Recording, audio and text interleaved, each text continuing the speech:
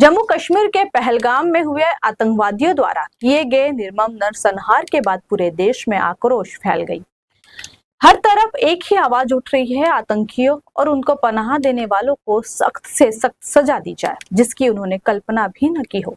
वहीं पहलगाम आतंकी हमले को लेकर महाराष्ट्र के बुलढाना जिले के शिवसेना शिंदे गुट के विधायक संजय गायकवाड़ ने बड़ा बयान जारी किया है। उन्होंने अपने बयान में कहा है कि आतंकवादियों की भाषा समझ में आए, इसलिए उर्दू भाषा सीखनी चाहिए। आइए आपको सुनाते हैं और क्या कुछ कहा संजय गायकवाड़ ने।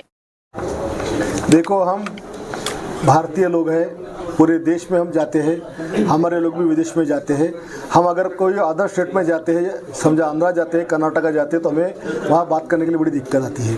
हम अगर इसके गुजरात, राजस्थान, बिहार इधर जाते हैं तो हमें हिंदी की वहाँ पर बात करने में वहाँ पर बहुत तकलीफ होती है। इसलिए हिंदी भाषा के साथ में, अंग्रेजी के साथ में उर्दू भाषा इसलिए आनी चाहिए।